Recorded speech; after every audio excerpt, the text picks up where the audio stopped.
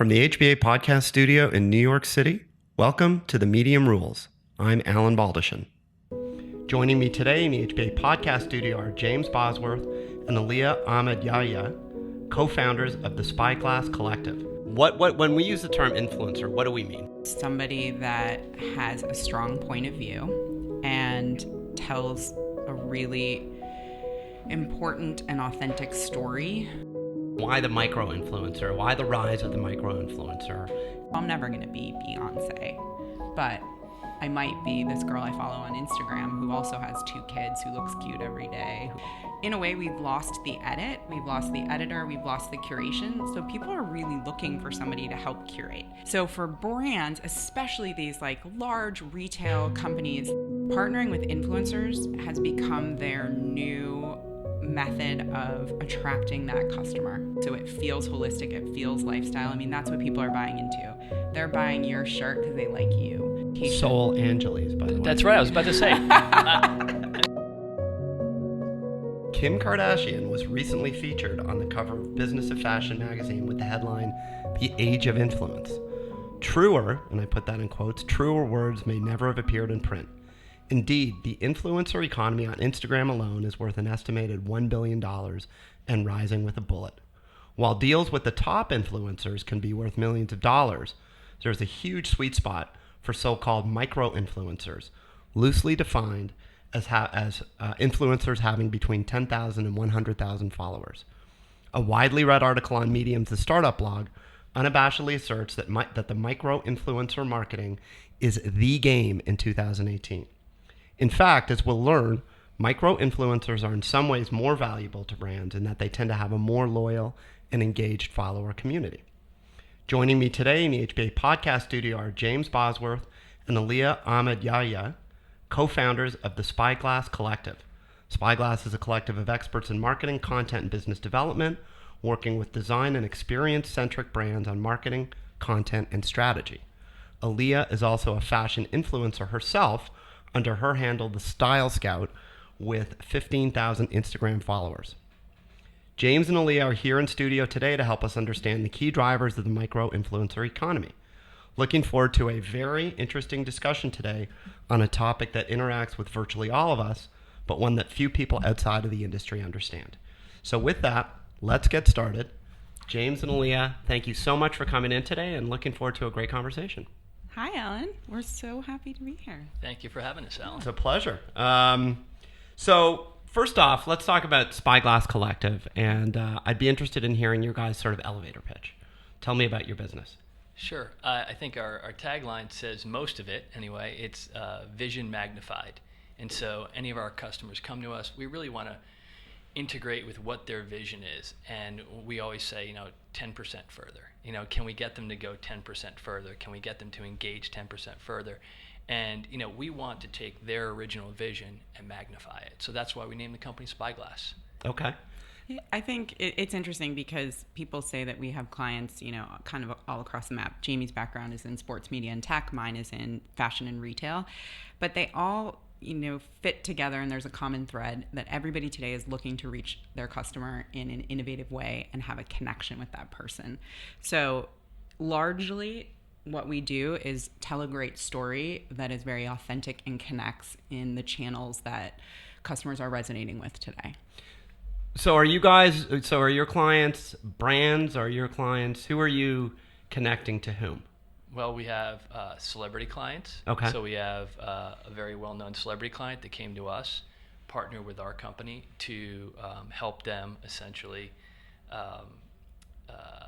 execute on the vision of a new brand. Okay. Then we go all the way from celebrity fashion lifestyle all the way to a new digital financial service company called Alchemy Capital. Okay. Out of Boston.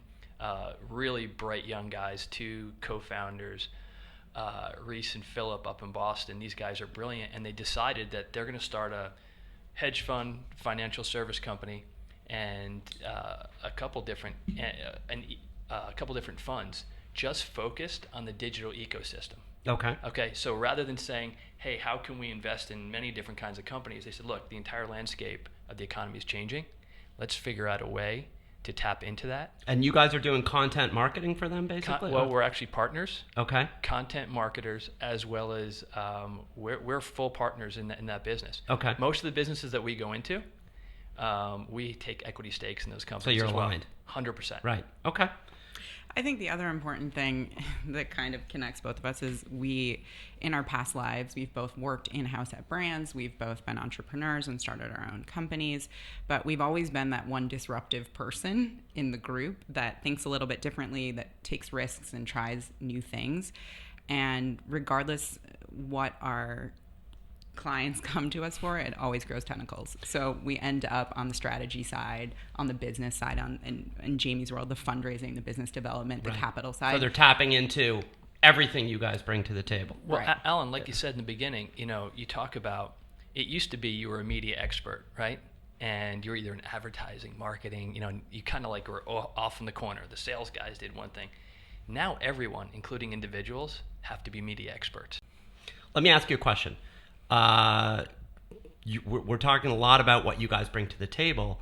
Give me a little bit of a sense of just the highlights of your background and James, your background, just in terms of where you've been, what you've done, how you got to sort of this stage in your career where you kind of have this expertise. Sure, I'm happy to jump in here. I'll give you my Reader's Digest because it is many, many chapters of many stops along the Via Dolorosa of New York City. So I was born in Wisconsin as the oldest of 7 kids. No, that is actually Go Badgers, true. I guess. Yeah, it is Go Badgers, for better or for worse. I'm not one, for the record, but I have many, many friends who are addicts. I moved here right after college. I knew no one. It is very much the New York story. Back in the day, pounding the pavement, looking for a job, majored in creative advertising and journalism. And I thought I was going to be shooting hoops at an ad agency in my pajamas, like coming up with the next big idea. I think I watched one too many movies back 30-something episodes, maybe? 100%. Yep. I ended up with my first job at Vanity Fair magazine as the fashion assistant. And it's funny because now, deeply rooted in the fashion community, people always ask, like, oh, did you grow up sketching? Like, did you want to be in fashion? And it really was never on my radar. And I learned everything about fashion from my first boss, who was the fashion director of Vanity Fair. And it was kind of like, not even a dip of, dip your toe into the pool. It was like tie concrete to your feet and drop you into the deep end and see if you can swim, which is the best way to learn. And I think, Sure. A lot of people aren't trained like that anymore. So it really gave me a basis of seeing fashion as a business. And that came from Elizabeth. I went on to work at multiple other fashion magazines, Glamour, Elle. I started my own digital company in 2006, which was luxury jewelry sold online, which ironically, as an editor, I would meet so many luxury jewelry designers that sold at Barney's and Bergdorf's and, huge retail outlets, but they had no e-com presence back in the day. And that seems crazy now saying that. Yes. But my idea was you could open up your market to so many other people that would love your product if you had a place to do it. So I curated multiple designers. I think I had 15 top designers that sold at Barney's and Bergdorf's, and it was a one-man band. I did PR, marketing, I really did everything for it. Curation, pitched the designers, and it was, the best foray into entrepreneurship that I ever could have had. But it was right before 2008, before the crash. I was trying to find an investor. It just wasn't going to happen. Right. So you also won a big award. Why don't you talk about that? It was Time Magazine's Fashion Website of the Year in 2007. Amazing. So it was just really innovative. And I think this goes through the thread of how Jamie and I came together. We have always been that person that is like done something a little bit different. And at the time, everyone else is like, you're crazy. And then 5 years later, people are like, what happened to your website? That would really work right now. I'm like, thanks. Someday I'll catch up with myself and just do it in the right moment. Yes. But anyway, so I went on to work at Elle. I did a lot You're not going to stop and tell me you were into crypto in 2011. Not to that extent. Not to that extent. Okay. I did a lot of TV. I launched Elle.com's blog. Again, one of those situations where in media back in the day, they were like, we have this website, and it was like the best. An afterthought. Now it's basically their entire business. Exactly. Really, it has to be, as we know, So it was the wild, wild west of media back then. We did a lot of experimentation. I started video series. There was very little hands in that space because print was king. So I got to do a lot of creative things and really, develop my skill set as a stylist, as a journalist, as an entrepreneur, as an influencer, as a fashion director. And I left magazines and went to Ann Taylor Loft in 2008. And again, another moment where everyone in fashion was like, you're leaving Elle to go to Ann Taylor? Why? And now I can tell you I get probably 2 to 3 LinkedIn messages a week from people looking to leave magazines and media asking how I made the transition. Interesting. Yeah, the world has changed in just because such a certainly short people period want of to get time. out of the magazine world. Right. Yeah. And then that ties back to this conversation too. I think building your own personal brand is so important because it's the only thing you can really fall back on today. Even if you have a great job, there's no job security in any company in the world right now. And that's sort of how we started Spyglass too, was really responding to that trend of big companies really downsizing all of the, C-level and SVP roles they had, and really, centralizing one person to manage multiple disciplines and looking outward for niche expertise as they need it. Well, I think the other the other thing that's going on there is it's very difficult for organizations to keep up with the technology, the trends, influencers, who's trending, who's et cetera, et cetera, et cetera. Right. So, having you guys, I would think, be full-time making sure that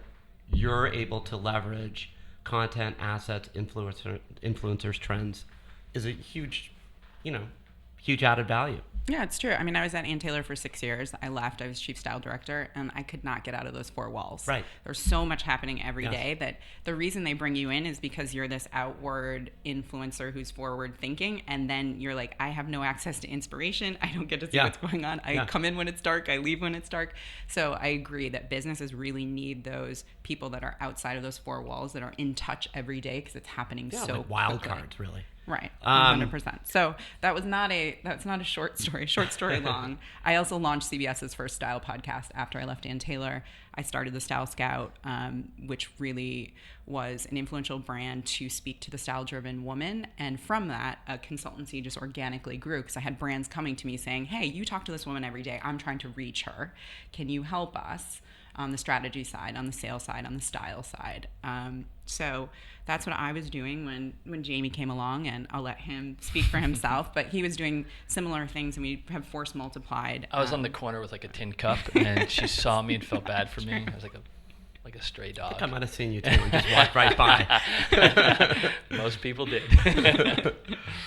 My background is very similar to Alia's. I was extremely passionate as a kid about golf. I wasn't athletic enough really to play basketball or football, or I was a tall, skinny Irish kid from West Orange, New Jersey. So figured golf was a good place to start. I was really passionate about it and got really, really hooked on it. And so I would go drive, take my bike and drive to different towns to find these magazines, Golf World from Britain, Golf Digest, Golf Magazine when they first came out, Golf Week. And I started digesting all this information because I was just so passionate about something that I felt like, I might have a place in. And, my parents and my grandmother, everyone was like, why do you waste all your time with golf? Why do you waste all your time with golf? And I was lucky enough to get a Division I scholarship to Seton Hall University to play golf there. And, as I continued to be not the best athletic player, I was not the number 1 player, I was the most passionate about the sport, and I really did a ton of research on equipment and how I could get better and how I could compete with people that were better than me. And everyone thought all this information was just a waste of time until I got hired by Pebble Beach Golf Links to be their youngest assistant pro ever. That's amazing. And what a beautiful spot. Oh my God, it's gorgeous. So going from literally Hoboken in West Orange, New Jersey, to the day after graduation, I'm on the Monterey Peninsula in Pebble Beach.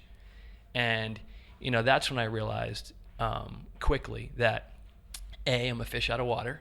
I'm a New Jersey kid in Northern California, one of the most beautiful places in the world. And my boss there, R.J. Harper, was just the most incredible, brilliant guy in the world. Hospitality guy from Nashville, earned his way up from being a marshal all the way to being vice president of Pebble Beach and a part owner. Wow. He took me under his wing, and that's really where I learned the value of mentorship and really just listening and being open and being coachable, where he took me from relatively shy kid from New Jersey, really insecure, to being one of the faces of Pebble Beach, which to me was always a dream. And from there, I liked a little company that was selling some putters in the shop. I called them up out of the blue, and it was a company called Odyssey Golf. They're now number one market share. They usually have over 40% market share. I started off with them when they were doing about $3 million in sales. Was very fortunate to get promoted by a boss, a guy named Jim Grunberg. I was 23 years old. At 24, he made me national sales manager. I had 40 employees that were mostly 55 years old. Once again, you kind of look inward and you're trying to learn from people rather than tell them what to do. You learn from them and then spit back best practices. From there, we got bought by Callaway Golf. Ely Callaway, one of the best entrepreneurs in the history of America. He sold his winery to Hiram Walker, worked at Burlington Industries, was the youngest quartermaster in the U.S. Army, and he was another mentor. And he was one of those guys that was just very plain spoken, where I've kind of taken a lot of inspiration by. Don't get too complicated. Really just, he would tell me all the time, you just keep doing what you're doing. You sell as much stuff as you can every day and make people happy, and that'll take care of your bonus. Okay. So I had those types of bosses early on in my career. I started my own agency. I represented 15 professional athletes, at one point in time mostly golfers, and then sold that company, and then moved to a digital marketing business, which I started called Back Nine Network, which wound up with 3 million unique visitors a month. And from there, wound up in the media space. Let's take a crack at this. What when we use the term influencer, what do we mean? Who is an influencer?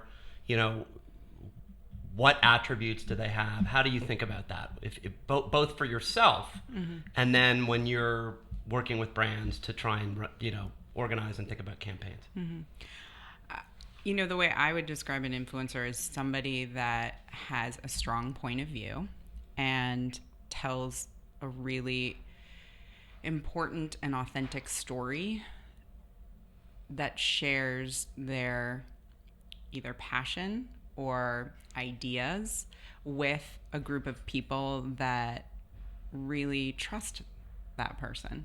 So that can cross many different industries. For my own brand, it's so funny to think of yourself as like, I'm an influencer.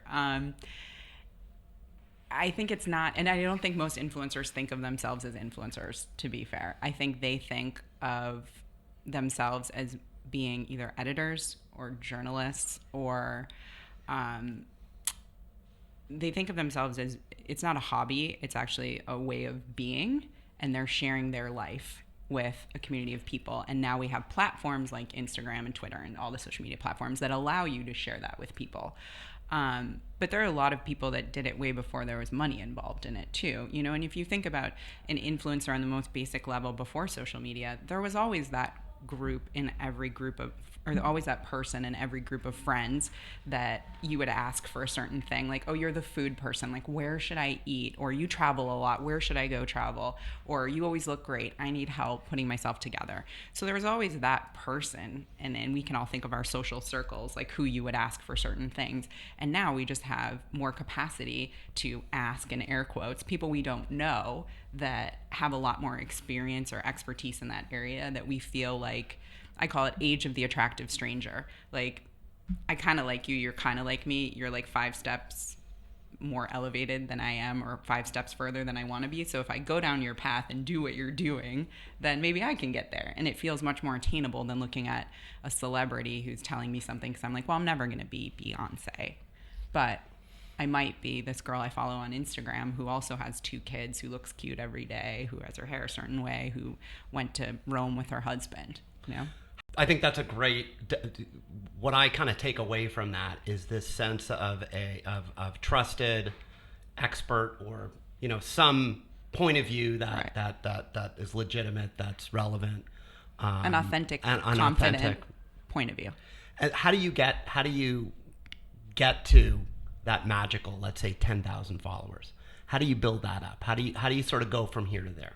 What's that journey? I think first of all, it's like an expertise, right? Yep. Or a point of view that's so different that it attracts some people originally. Yeah. So anyone could, there's plenty of ways to buy followers, right? But they're not going to be engaged. Okay. And so that's inauthentic way to do things, and not interesting for the brand because they can all. obviously measure that very easily. Right. Yeah.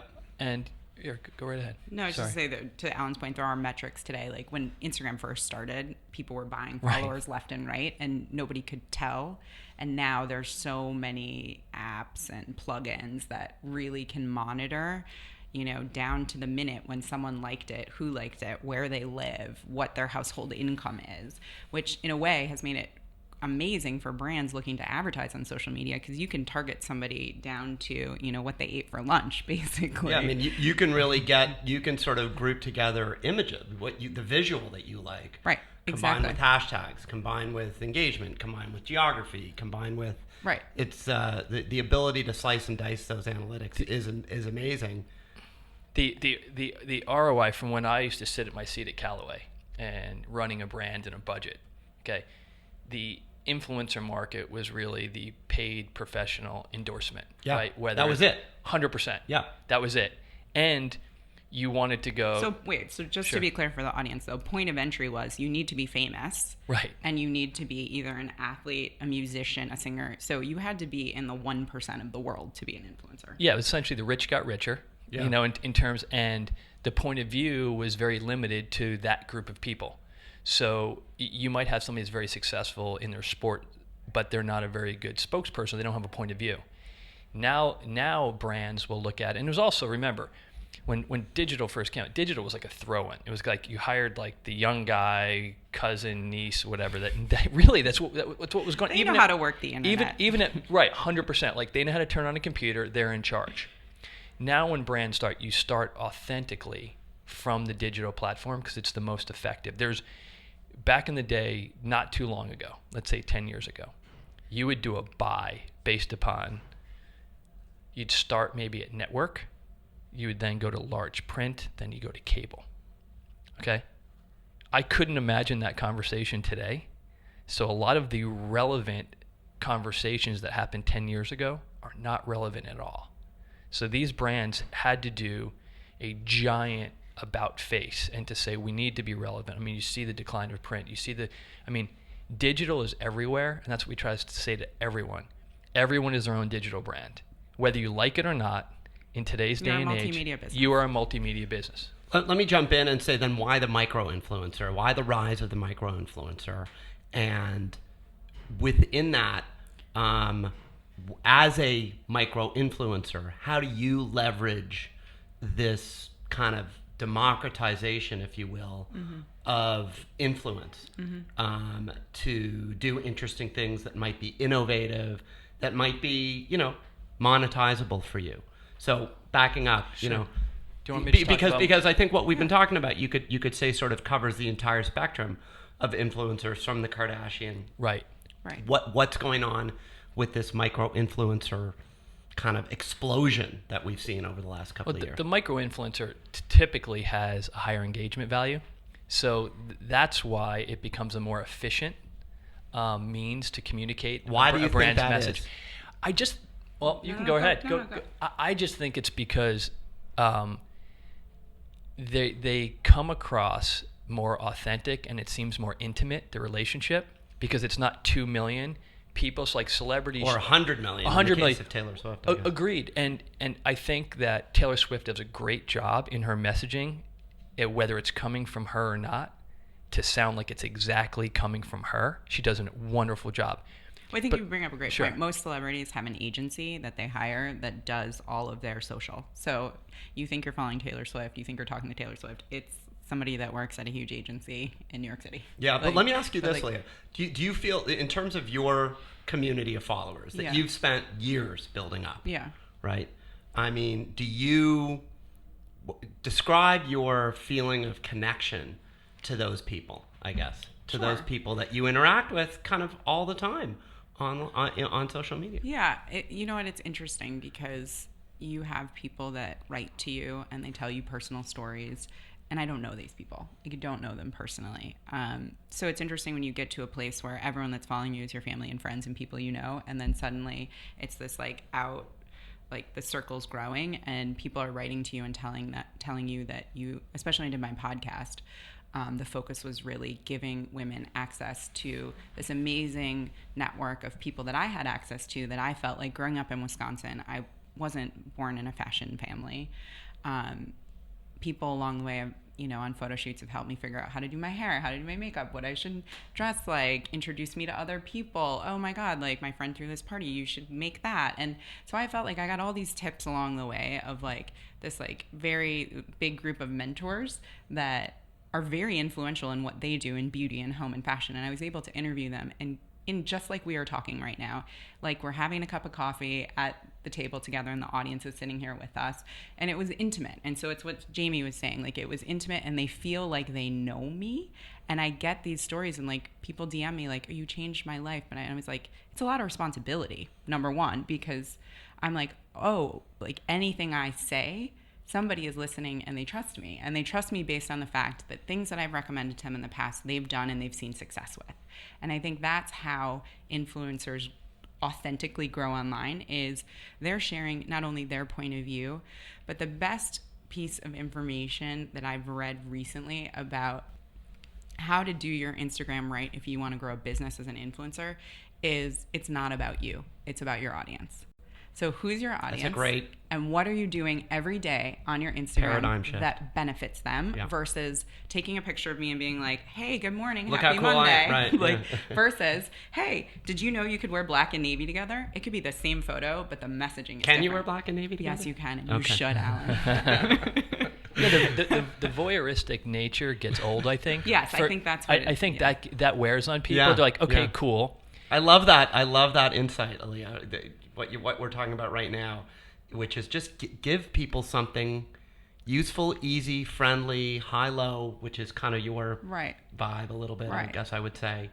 And I interrupted you, Jamie. I think this is a great insight here. No, not at all, Alan. I think that there's just, you look at, I think when social media first started, it was like, oh my God, I get to watch Tom Brady.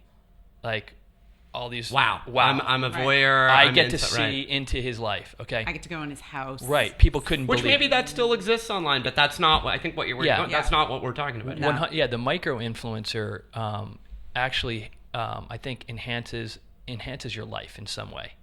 So it's part education. It's these micro influencers. It's like nothing like better than like a great boss who's an expert in something, right? Or a friend. So they've expanded that. So now you follow these 5-10 people that you really love, and they're adding to your life on a daily basis. I mean, if you look at... And they respond to you. Well, the average person is checking their phone 375 times a day. Yeah. Crazy. That's, yeah. The average person. So if I'm sure if we slide that scale down in terms of age group, okay, it's going to go a lot higher. Yeah. So if I try to say from a macro perspective on a lot of these companies, I say, okay, 15 years ago, okay, the average time spent looking at articles on a phone was negligible. Now you have, on average, people spending 4 to 5 to 6 hours a day. Okay, so in a lot of places, that's a lot more than TV. TV used to rule the world. Okay, now it's what's floating around your pocket. Yeah. So. Yeah, and I also think when we talk about micro-influencers, and going back to your original question of like, how did this happen? Why is it important? People that have 10,000 followers, brands used to go for the biggest number. They're like, get me let's get the influencer that has the highest following. That's not necessarily the right path. Micro-influencers actually sometimes have a lot more power at lower numbers because, as Jamie said, there's higher engagement. But also, if you just think about how much the world has changed in the past 5 years, we've been talking about in this conversation with media, technology, the way we live, the way we interact. As an average person, finding information has become actually a lot more challenging with so many options. And when you Google something, you get 400 pages of responses. In a way, we've lost the edit, we've lost the editor, we've lost the curation. So people are really looking for somebody to help curate. If you're not a fashion editor, you don't have 8 hours a day to look through every blog and magazine and website and street style to figure out like, what should I be wearing? You just want somebody that you like their style, that you trust, to tell you. If you look and that's literally what micro-influencers do every day. As Jamie said, they add value to your life. It's somebody you trust. It's an easy editor that you think would be your friend, that you can ask a question to, and they're probably going to respond to. Yeah, so you have an intimate relationship with somebody you've never met. Brands are dying for that because because of the trust factor. Because why? Because of the trust. So I'll give you an example. Yeah. There's a blogger. Her blog's called Something Navy. She's 30 years old. She has 1.1 million followers. She just did a partnership with Nordstrom. She did a small collection with them. On the first day, they did $4 million in sales. Wow. That's insane. Yes. So for brands, especially these like large retail companies that are trying so hard to turn the ship around with what's happening in retail, J.Crew, Macy's, Nordstrom, partnering with influencers has become their new method of attracting that customer again, by trading off some equity of this person and getting the cool factor back, but also having a new distribution channel that they don't have access to, because the average person is not responding as much to print advertising, outdoor, digital anymore, but they are on Instagram every day. In fact, I just read a stat that 72% of Instagram followers their purchasing decisions are influenced by their feed. 72%. And when you think about that's insane, right? It is the new marketing. I mean, we have been advising all of our clients to shift into Facebook and Instagram advertising, mostly because of how you can target, like you were saying earlier. So if you flip that equation and think about 72% are influenced by their feed, well, 9 out of 10 things that come to me sponsored in my feed are things I'm already looking for, I'm already interested in. I buy so many things off my sponsored feed, and I'm not the only person. I've had this conversation with so many people. They know you so well. There's so much data available about all of us that from a brand's perspective, it's like a gold mine to be able to get that narrow. So why would you do an out-of-home billboard where you're like, who knows who's going to pass by here? I mean, I know like on average how many bodies will pass by, but also to the course of the customer journey to actually take an action means you have to remember it. On average, people have to see something 6 to 8 times before it actually resonates with them. Then they have to go home, they have to Google it, they have to go on the website, they have to buy it. That's so many steps. When you're on Instagram, it's this instant gratification of, oh my God, yes, I love that, I want it, I click here, I buy it in 2 seconds. Let me ask you guys a question about what a campaign would look like and how you guys are innovating, and maybe talk about your sort of style hack series that you did with Harper's Bazaar, from sort of bookend to bookend. Sure. You know, who are all the players? How do they all fit in? How are you guys thinking about innovating with brands and doing things differently? Sure. So I think there's a couple major ways that brands partner with influencers now. There's actually full influencer agencies. There's an agency called Social Native that all they do is partner with micro influencers around the country, and brands come to them and brands pay, I'm going to throw it out there, $25,000, let's say. $25,000 gets you 100 posts on micro influencer websites, and you gift them product. So major brands like, Nike just did a campaign with them. If they're launching a product, they might partner with Social Native and say, okay, here's 100 sneakers. I want women who have 1 kid, who live in tertiary cities, who why does the brand need the agency in there, Alia? I mean, in other words, they can go on any number of these social tech platforms that have the analytics, or did until relatively recently. Facebook and Instagram kind of cut off their fire hose, but putting that to the side for a second, what role does the agency play? Do they run the campaign? Because the brands can find the influencers on their own. Okay. It's usually logistics. I mean, when you're talking about a scale of reaching out to 100 people, that's a full-time job for somebody in-house. Okay. One, to find the right people, to vet them, to do all the back and forth outreach, to send them product, to get the images back, to do the editing. To get the agreement signed. Yeah, so basically they've created an easy platform where they have all of these influencers. They basically put an RFP out to 10,000 influencers that fit the bill of what the brand's looking for. It's all digital. 100 of them sign up. Okay. Exactly. Yeah. And then they upload their images there. Nike can go right on their platform, look at all the images, download them, take them when they need them. So it's an easier. Okay. Exactly, it's a one-stop shop. Bigger companies look for efficiencies because they can.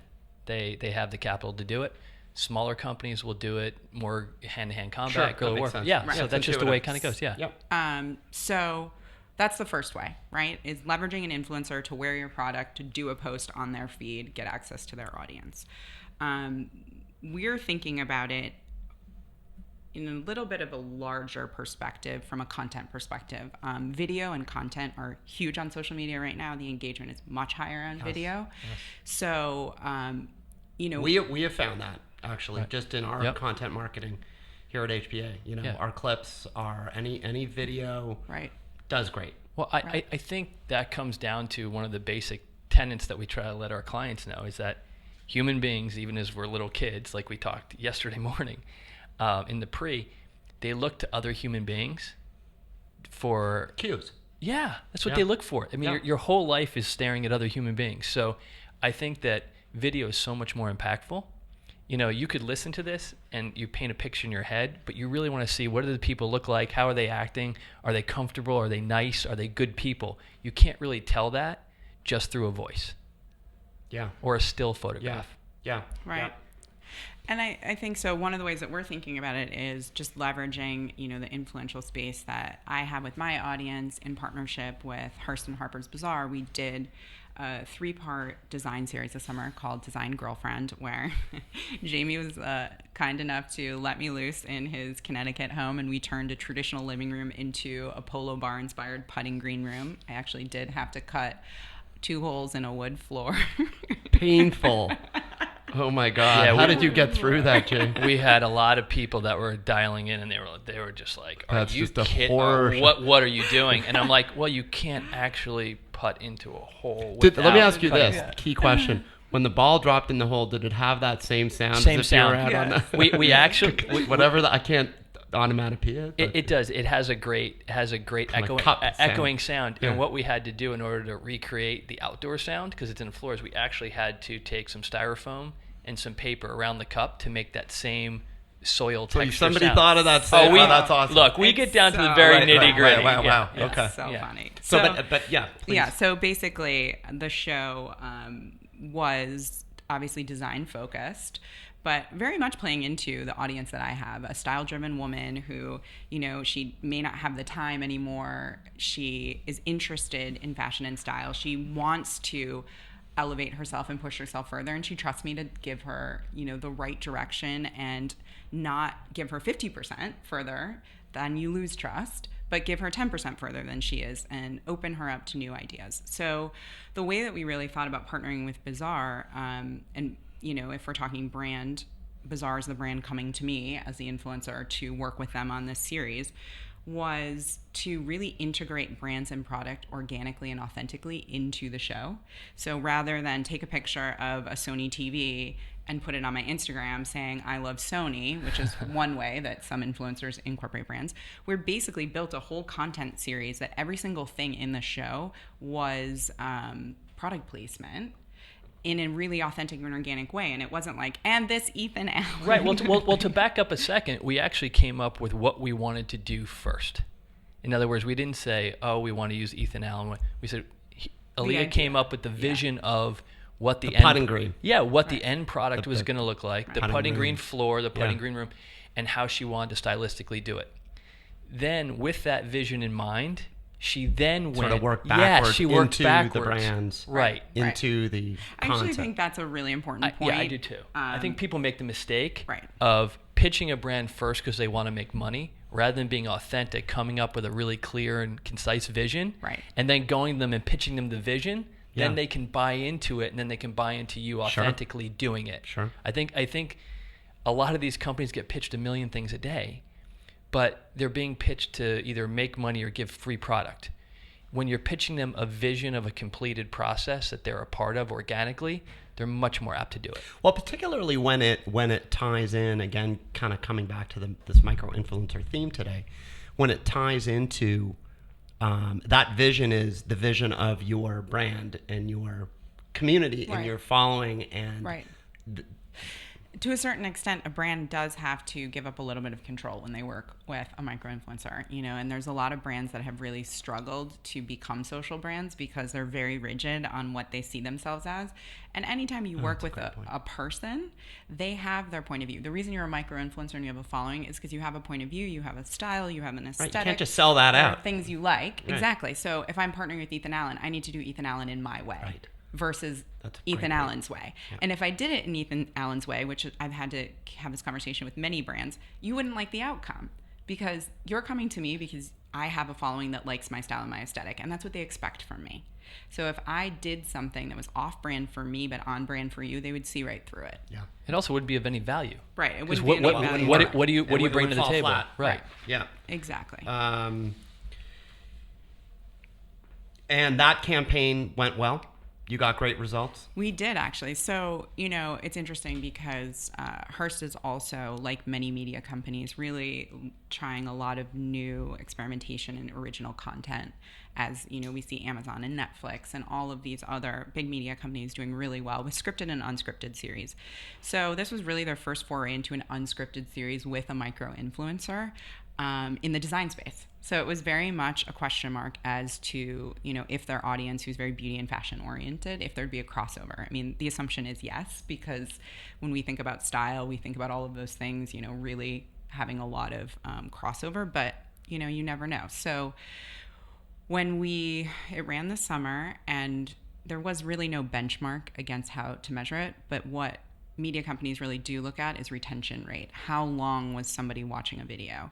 And it has one of the highest retention rates they've had in any type of content. It's over 5 minutes, which basically means that once someone started watching it and they committed to it, they watch it till the end, which for a brand is gold, because if people fall off, they've lost part of your message. So this basically means that the audience was really interested in the content, interested in the tips and ideas we had. And then there was also sales there was a shoppable gallery on site, so you can track that. So there's a lot of metrics that brands can use to track how these more innovative partnerships are working. And I do have to say, I think we're just at the beginning of seeing more interesting and less obvious partnerships between brands and micro-influencers.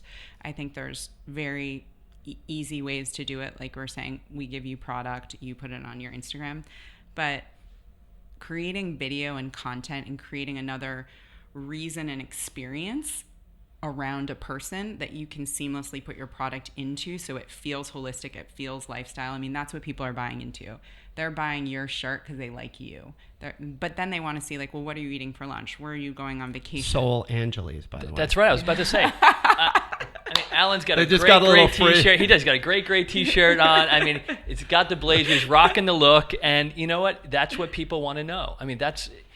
But they want to buy into your life. 100%. So just to cap that off, if a brand, as we see these collaborations with micro-influencers and brands, I think it's going to be more about how does a brand get into the experience of that person authentically and seamlessly, because that audience, they want the experience and the lifestyle of that micro-influencer. So it's a more organic way to present yourself as a brand. It was very cool. I mean, just to go back to my sporting good, PXG, which is owned by Bob Parsons of GoDaddy fame. Okay. So he started his own golf company, PXG, Bob Parsons at Extreme Golf. And he did an amazing job hiring micro-influencers along with a couple tour players, okay? So he went after a woman, Paige Renee, and Paige Renee had a ton of followers, okay? Rather than go out and hire another professional golfer, he hired a female style golf blogger who's a golfer, and she's become her own celebrity. Okay, so you can see the Mavericks. I mean, Bob Parsons is going to do exactly what he wants to do. He's a brilliant guy and a really great guy. He's going to do what he wants to do, and he's always ahead of the curve. And when I saw him do that, and it's funny, a lot of the other companies are trying to follow suit, but they don't really, they don't like to break with their paradigm of what they usually call the pyramid of influence. Especially in sports, they go best player in the league if we can get them, then to kind of go down from there. And that pyramid also would then go to like a golf professional, your local golf course. Okay, that's flipped completely upside down because people are, like we said, are walking around with connected phones. And so Paige Renee, who could be in Arizona, can be connecting with somebody in Maine that day. And so I think really PXG's done a great job in that particular sector of flipping models upside down. And, you know, they're not only a company to watch in sports, he's the kind of person that disrupts entire industries, which I think those are the kinds of people that we're attracted to. Are people making a living as micro-influencers today? Oh my gosh, very much. I mean, the Something Navy example, she's obviously not a micro-influencer. She has 1.1 million followers. But micro-influencers, yes. Because like the 30, 40,000. Yes, more and more brands are offering, like, for example, we have a client who owns the spa in Foxwoods, or she has a deal with the spa in Foxwoods, and she wants to do an influencer event. And so basically the package that we're offering, we're going to have 10 micro-influencers come for an entire weekend experience, which is a package valued at over $5,000 that they would get for free in exchange for coming on the experience, doing Instagram stories, doing Instagram posts. But a lot of what they're getting now, there is some payment, but a lot of his experiences, travel, dinners, hotel stays. I mean, people want you to come and experience their brand. So that's where a lot of the invites are going right now for micro-influencers. By the way, every one of those people is just like 5,000, so I guess I got to pay tax on that. Really, I wish you hadn't said that. Sort of starting to maybe, you know, kind of wrap up, but what I'd love to hear from you guys is, where do you think this is going, and where are you thinking, you know, in terms of, we talked a little bit about video being, you know, where you can innovate, but what do you think's next here? You know, what will we be talking about in 2019? Do you think, in terms of influencer marketing and micro-influencer marketing? I think a lot of it's going to depend upon some of the, some of the platforms. You know, platforms have been at the cutting edge of innovation. That's a good point. And so I think a lot of the video apps that we see that work with Instagram and Facebook, you know, a lot of this quick cut. I mean, even what we're doing right now would be unheard of 10 years ago. Right. So, I mean, the quality of production that you guys are doing right here. So I think a lot of it is some of it's technology based. So you have to kind of like keep your ear to the ground on what's going on. And, you know, I think ultimately it's going to become more and more specific. So what I see, at least in my mind, and what I see out there when I'm, you know, when we're doing our research, is it used to be brands were like head to toe, right? Just in terms of, let's just take fashion for a second. They were head to toe. Now somebody's like, I'm going to make the best workout short in the world. Right. It's gotten much more niche. Much more niche. So from the brand perspective. Yes. But I also think from the micro-influencer perspective, right. You see whole Instagrams just on, you know, the quality of a burger. And right. They have, you know, and everyone that loves burgers follows the burger guy. You're the burger guy. You're the shorts guy. You're the, you know, magnolia flower girl. So I think these like very specific interests and passions from a micro-influencer perspective. And perceived expertise. Right. Exactly. Exactly. When you're that micro. Specific. Right. Yeah, right. Exactly. There's probably not a lot of competition, which is, if you're talking about being a micro-influencer and how do I build my brand, build it in a space that everyone else doesn't live in. So it's very hard, we were talking about this yesterday, to sell a lifestyle, like to sell Alia, because Alia is multifaceted. There's so many things happening. It's hard for a brand to look at it and be like, you do what exactly? So as more and more micro-influencers get smart about building a business and making a business out of it, it's like, what can I be the best and the most differentiated at, which is perceived expertise. So they become the go-to person for X. I think it's like, get smaller to be bigger. Yeah. Yeah. For example, the Mr. Bags, we were just talking about that. There's an influencer. He's like the third largest influencer in China. He. By the way, we have to plug Vice News on that. Vice News did an incredible job. They do a great job. It's very funny. They do a great job and a great story that opened up, you know, our awareness of what they were doing over there on WeChat. And Mr. Bags it's an incredible story, and people need to know it. Mm-hmm. I'm sorry. Yeah. So no, basically he has 3.5 million followers, and he now has the cachet just in luxury handbags. That is all he talks about and cares about, luxury handbags, to go directly to brands. And they are he's opening his shop They're designing exclusive bags just for him to sell, which is sort of unheard of. We're talking about like Fendi, Givenchy, Gucci, like luxury. Are these co-branded or are these exclusive collections? Exclusive collections that are usually for sold out him. in less than 30 minutes. Oh, I think, in 12 minutes. So He 12 sold, minutes. His first collaboration was with Givenchy. He sold $1.2 million in 12 minutes on WeChat in China. So, as micro-influencers can, I think, like you said, get smaller to get bigger, as they grow into actual influencers, there's real business to be had. And I think brands are really shifting marketing spend there because they're seeing much bigger results. Do you think that micro-influencers will somehow get more and more leverage vis-a-vis the brands? Yes. Yeah. Yes. I think brands, especially in fashion and retail, they're struggling. They are looking for a lifeline. They're looking for connectivity. They're looking for new distribution channels. And they're not, traditional marketing teams aren't well versed in, well, we should create a show and have us integrated in it. So a lot of the things we're pitching, it's still early days. People are like, what are you talking about? Do the big agencies have any, are the big agencies sort of frozen out of this whole micro-influencer economy? Like the big holding company agencies, or is there a role for them? You have these micro-influencer agencies, you have micro-influencers that are their own free agents. Right. I think there's a huge amount of brand dollars going in. Are the big agencies, are they getting any of this? They are, but they're very aware of it. It's just, look, the bigger you are, the slower you are. Yeah, they're not as nimble. Right, they're not as nimble as smaller specific companies that just do that.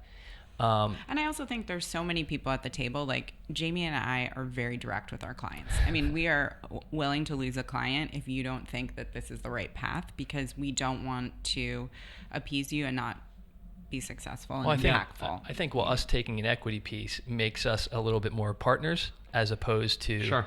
And we don't take, no, it's not. But we are very direct. Unlike most agencies, it's not. They want the business so bad that they're Right. like, we're going to put together a great deck for you. We start up front saying, like, here's our point of view. We may not be your point of view. You may not be ready, or it just doesn't align. And that's okay with us.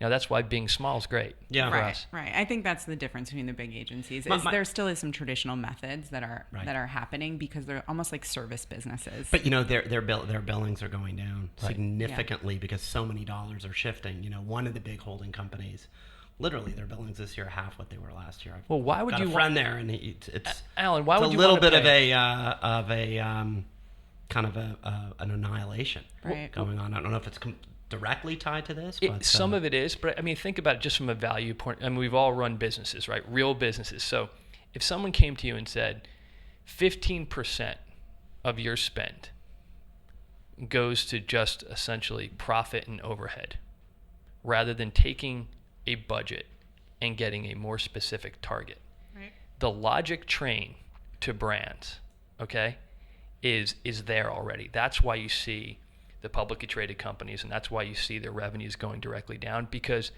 you, especially publicly traded, you have to answer to your earnings every quarter, okay? And the efficiency in which that media is being placed right now doesn't work anymore. So it's really about efficiency and ROI. It'll be interesting, and this is maybe a good place to wrap up. It will be interesting to see on the technology side what happens with these platforms, privacy issues, and so on and so forth, because historically the data has been totally transparent, the API has been open. That's starting to change, and we'll see how that transforms. But I would love to have you guys back at some point to talk about how this space innovates and the changes that that we see over the next 6 and 12 months. Video. And I would love to know how many T-shirts you sell for today's podcast. I should have my own branded T-shirt. That's right. That is what I should do. My own gray V-neck T-shirt. You are a micro-influencer. Well, not yet, but more offline on that. Thanks, guys, so much for coming in. Thanks, Alan. Thank you so much, Alan. Thank you, Alan. Appreciate it. My pleasure. That's a wrap on this episode of The Medium Rules with Alan Baldachin. For more information, go to our website at www.hballp.com. And you can also follow us on Instagram, Twitter, and Facebook. And don't forget to rate us on Apple Podcasts.